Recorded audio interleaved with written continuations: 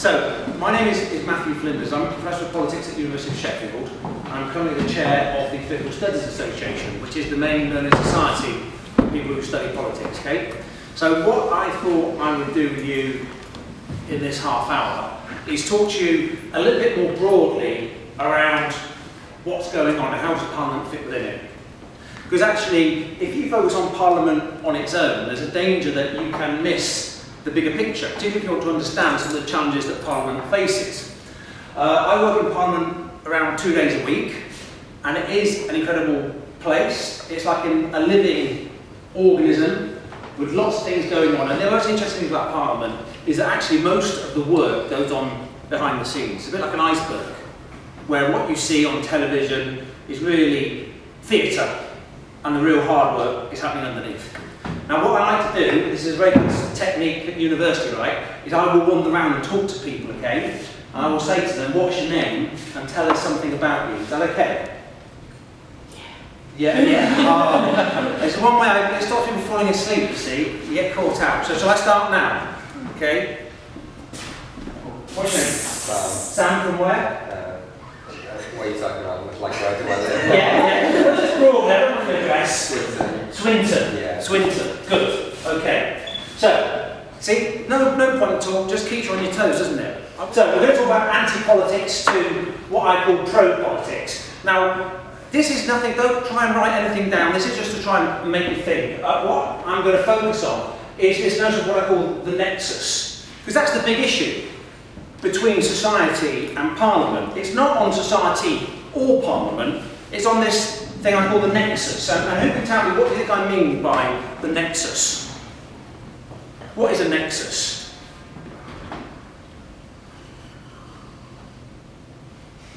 Somebody have a go? What's your name? Callum. Brilliant. So the nexus is just like the relationship, or the bridge, or the buckle, the relationship between the two. And it's really my little offer, my little thought. Have you ever watched any TED lectures? Yeah? If you don't watch, it's really worth watching TED lectures. The whole idea is you have to tell a naughty little idea in 8 minutes. TED lectures. My sort of naughty idea is that the focus should be on this nexus, and that will provide a link to what you're going to look at next. But basically, what's really interesting is we live in this world that is supposed to be anti-political. Yeah? How many people here today would say that they broadly agree with this notion that people out there are anti-political? I was reading something recently, it said 2015 general election, the first ever anti-political general election. So how many of you would agree with this sort of anti-politics narrative? Would you? Would you? Would you? Yes. Callum? Would you? Not quite sure? Yeah. Partly? Probably. Okay, well that's fine. And the interesting thing about being a professor is everyone thinks if you're a professor you know all the right answers. You can tell them what's right and wrong and the truth. And actually one of the things you learn very quickly at university is that actually there's very few things, if any, that you can say are definitively right or wrong, or even what you might think is that the truth is contestable. But my personal opinion is that this whole anti-politics narrative is rubbish. That very few people are anti-politics, and it's closer to suggest that they're pro-politics, but pro-doing politics differently. And one of the great challenges for Parliament is that it is, for a whole number of reasons, incredibly intertwined with old politics. So I think that's really important. If you look at even Russell Brand and, oh gosh, what's his name? The guy that wrote the demonisation of the work, Owen Jones, their work isn't really anti-political.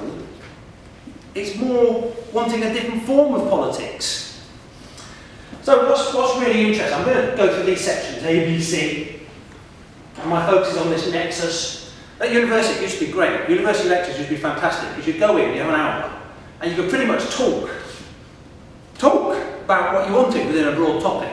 And now we're taught how to teach, and we have to have strap lines and PowerPoints, and everything is recorded on a video.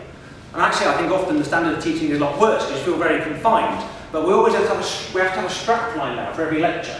So, Callum, I just remember your name, I'm going to talk to you all the time now. Callum, today's little strap line is the Nexus. And that's this little talk strap line.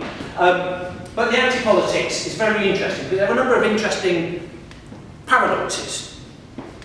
The first one is, if you look at the massive surveys and data on political attitudes all around the world, there's a very sharp gap between the views of the public on politicians as a profession as opposed to the views of people who have actually met politicians.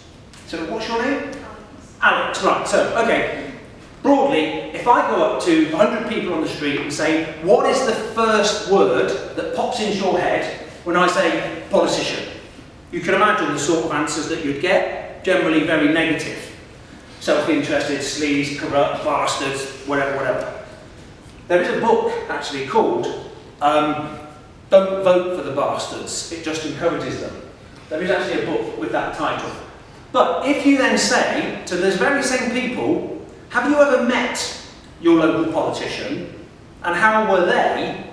Overwhelmingly, they'll say, oh yeah, my local politician called Alex, she's fantastic, she's brilliant. But there's a real gap in attitudes towards general class as a profession versus individual experience. There's another interesting gap between democracy and politics.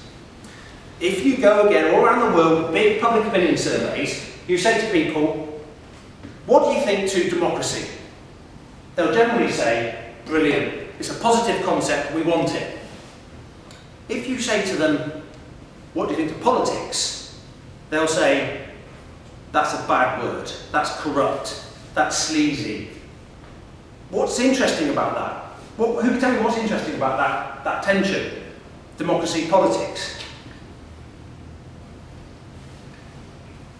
Somebody talk to me. Well, it's almost as if the public want democracy without the what?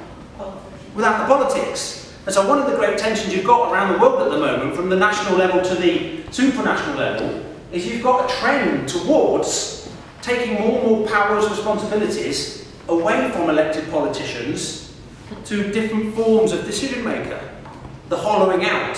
So, the third interesting element is, you'll often talk to people, and the first thing they'll say is, not interested in politics at all. Not interested at all. But then when you talk to them about their lives, and let them talk, what's really interesting is that all they will talk about is politics. They might not use the P word. Like my kids go to church, and what's really interesting about church nowadays for young people is that religion has been taken out of it. If you go to church, it's no longer seen as cool. So if they go to church, they do youth club, nobody mentions God or religion. They just go there in the hope that there will be some miraculous effect on them. And it's the same with politics, that people love talking about politics. They understand the challenges around their life, but still they'll say, no, I'm not interested in politics at all. The great problem with that is what? That in a sense, it doesn't matter if you're interested in politics, because politics will inevitably be interested in you. It's going to shape your lives. So, why then? Why do you think, if we go from here to this thing called the problem with democracy, why do you think democratic politics is in such a poor state of repair? What do you think might be some of the roots of the problems? I heard somebody earlier saying about a parliament, about keeping promises. What might some of the other problems be? Could it be, and this is a really basic issue, messiness. Politics is messy. Anybody here heard of a man called Bernard Crick? Okay, if any of you wants to do me a favour after today, go away and read a book. It's a very short book called In Defence of Politics. It's not a book about left-wing politics, right-wing politics, or issues or anything. It's a book about democratic politics. And basically, Bernard Crick's argument in his defence is that politics, democratic politics, is all about compromise. And that we live in increasingly complex societies. You know, there are new research centres in universities on super diversity. As our societies become super diverse, as populations, money, knowledge becomes more fluid and mobile, so the demands put on politics become more complex. In many ways, democratic politics is all about how do we live together. How many of us here? 2, 4, 6, 8, 10, 40, 15-ish. I'm not an economist. It's all about how could we live together if we wanted very different things without coming to blows. And the way we do it is that we all agree to play this game called democratic politics, where we all give a bit, we lose a bit, it's a bit messy, but at the end of the day, what comes out of that process is something that we can all broadly live with. And that isn't the failure of democracy, that messiness, that's the beauty of democratic politics. The second thing is this notion of Amazonian politics. Now, this is quite interesting for people of your age. Can anybody think, what do I mean by Amazonian? Am I thinking, what do you think when you think Amazon? Do you think about big jungly area in South America? Or do you think that's something different?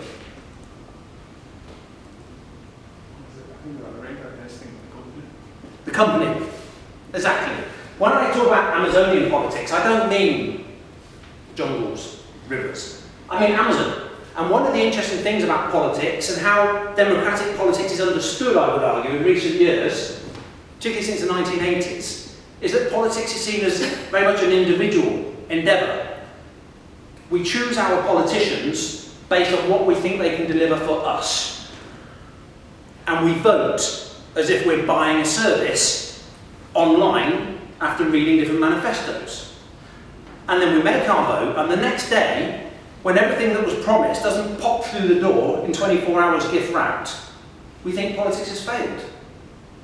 But this is the argument of Crick, that democratic politics was never supposed to be about Amazonian individualised politics. It was about collective politics. And in a sense, if you think democratic politics is ever going to deliver what you want very quickly, it will always be destined to fail. The final issue here, the problem with democracy, and I think this does go to Parliament, is democracies tend to evolve at a very slow level. And you have long periods of history punctuated by small moments, windows of opportunity, of revolutionary change. Wars, crises, disaster, whatever. You might argue, in relation to understanding Parliament, and some of these other issues we've already discussed, that one of the issues is almost that Parliament is alive, an organic institution, but it evolves very, very slowly. And it is evolving slowly. And yet the society over which it governs is evolving incredibly quickly. And it's that keeping pace between our mode of politics in a parliamentary democracy and the wider society where the problems occur, which is why you often get this notion of a gap or a disconnect between the governors and the governed. So, the question then is, in terms of reforming Parliament, if you believe this notion about glacial politics and a slow reform process, how could you close that gap? Particularly, how could you get parliamentary reform to happen quickly and maybe at a more significant level? Well, that brings us to the final part. Should we take a quick break? Is this at all interesting? Should we quit now or go home? What do you think? Is that okay? Out of 10, what would you give me so far? Oh, that's pretty good. Yeah, I wondered you were going to go straight for a 4 there. Well done. Okay, so, how does this all relate? This is a massive sort of telescopic overview. The problem for parliamentary reform and the broader problem with democracy in general. The first thing to understand is that in the UK, I'm sure you know this already, We have a political culture which is generally fairly elitist, closed, hidden. British democracy is still a majoritarian democracy, power-hoarding democracy, interestingly more at the national level than it is at the subnational level. And so there is a particular British political culture, and one of the really interesting things to do is to look at MPs that have gone into the House with great beliefs that they can change the world, and then almost become socialised into a certain view of the world. This notion of the Westminster bubble is a cliche, but there's something in it. There's also one of the problems about it being, politics being bloody hard work. Anybody here, do you think, ever might like to go into politics? Good? Yeah? Brilliant? I just warn you now, being an MP, I get this when I'm on Tony Blair, look, being an MP is really tough work. I mean, you get all this stuff in the newspapers about MPs being overpaid, employing their wives, husbands or whatever, and for most MPs, being an MP is an absolute grind. And it's a bit like, I don't want to put you off every career going, but it's a bit like there's a lot of research on being a teacher. People go into teaching, they believe they can have a massive impact on all the classes that they teach, they've got energy, creativity, dynamism, they want to make the world a better place, and that's brilliant. And then you follow the people into their teaching profession, and very quickly they get a little bit more, oh gosh, there's a superstructure here, the kids don't want to learn, I've got to follow this terrible syllabus that squeezes the life and creativity out of me. I don't know, what am I talking about? So that's a bit like with an MP. Lots of people go into Parliament with this great vision and belief, but then they realise that actually it is really hard to deliver change. It's not impossible, but it's really tough. So the British political culture still remains fairly secretive, and it works on this basis really of if you need to ask how something works, you're not supposed to know anyway, which is a great challenge if you go into the House. So they're getting better at more training procedures for new MPs. PDT, I will give a prize to anybody that can tell me, of you 14 or 15 younger people, what PDT stands for, the acronym. It's a really good prize. It's a massive prize. Okay, it relates to this first one. PDT, parliamentary decline thesis. That we live in a world where the parliamentary decline thesis is often dominant. People believe that Parliament doesn't matter anymore, that it's meaningless. It's full of MPs that are controlled by the whips who just march through the lobbies and do everything they're told, and if you want to study power, the last place you'd go to is Parliament. That's absolute rubbish. Because the reason why governments control the House so tightly is because power is in Parliament. Actually, the ridiculous thing about the parliamentary decline thesis is that executives tightly control the House, because if you don't control the House, you don't control anything. Tight party management is a sign of how much power lies in the Commons. If the Commons weren't, if the party managers weren't that interested, it'd be because there was no power there anyway. Don't believe the parliamentary decline thesis, because what it has done is taken generations of students away from understanding the real role, influence and power of Parliament. But the big challenge for Parliament now goes back to everything I've said before. It's this issue about reconnecting. That in many ways what you have, particularly among younger generations, is you have a whole repertoire of different ways of engaging politically.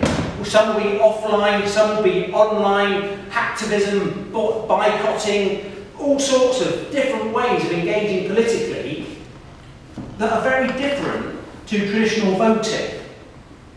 And the great challenge we have at the moment is that we have a growing body of political inequality. And this is where the Owen Jones and the Russell Brands comes into it. The challenge for Parliament is this issue of a nexus. That how does Parliament, let me try and draw Parliament, this is going to be awful. I'm going to use that block I've already done there. The trouble for Parliament is that it somehow needs to develop new ways of harnessing this democratic energy into the House. And it's one example of this would be the new petition system, which is evolving, but actually it's really hard to do. They've had a big, the whole Digital Democracy Commission was looking at some of these issues. But what's interesting is that if you look at democratic engagement, there's a massive inequality. That if you are rich and older, or just say economically wealthier, you are far, far more likely to vote. If you are young and or poorer, you are statistically far, far, far, far, far, far, far less likely to vote. What is the obvious impact of that fact? Nothing will change. Nothing, well done. One of the obvious things, politicians being rational actors, politicians will make sure their policies serve those who will actually turn out to vote. So of course, that's why, if you look at the austerity measures, they tend to overly protect the rich and the old, and overly hit the younger and the poorer. But that's because these, traditionally, are voting less and less. And what's interesting, this gap is growing. So actually, the message has to be, for the real trick, is about getting the young and the poor, the disconnected, to understand that voting matters. And it's not a Russell Brand analogy, where you either don't vote, or do something different. You can vote and do all the other things as well, but if you don't vote, you won't count in the political world. So, this is the challenge for Parliament. It's a very old institution. It has rituals, ceremonies, processes, standing orders that set out and frame how it works and how it has worked for centuries, and they move at a pretty glacial pace. Now, at this point, I was going to flip over, but I just realised it's a flip chart. It's actually just a bit of something. So, this is the final thing I want to say. R&R.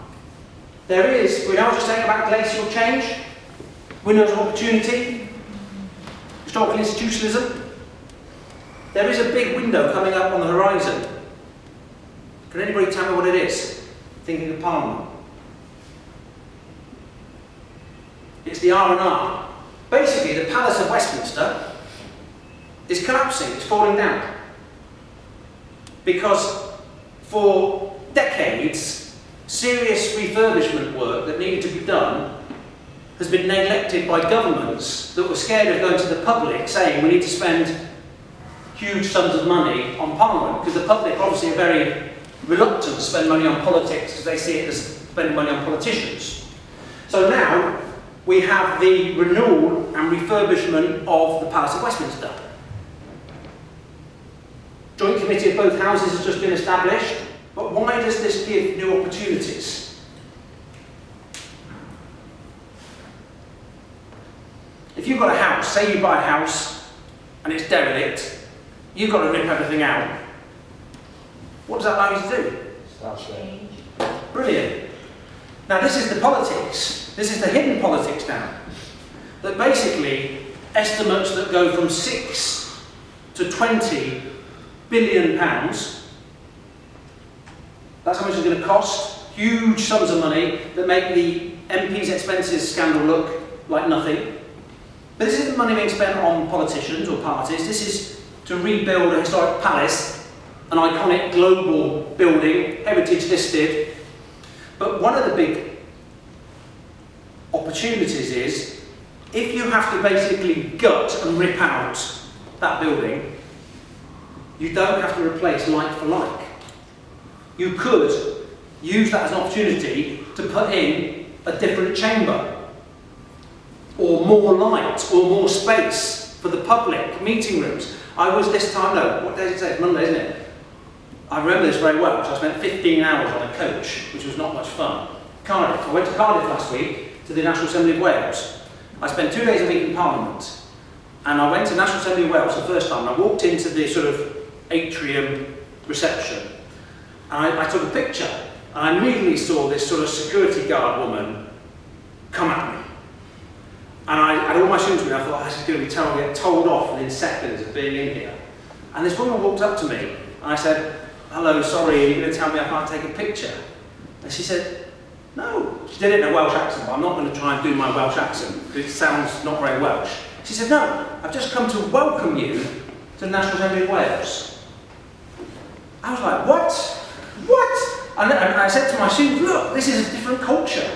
But then the architecture, the layout, the aesthetics, the design was explicitly, it was intended to create that different culture. Because they didn't want to recreate Westminster in Cardiff. So, Parliament is changing, it always changes. There is a problem with a disconnect. Most MPs are well aware of it, most MPs were incredibly hard. Don't believe the media. The interesting opportunity on the horizon, I think, as far as Parliament is concerned, is about designing democracy and using the Restoration and Renewal Programme to bring in new ways of how we do politics in this country. The problem is, lots of people are quite happy with how we do politics and they don't want to open up a debate.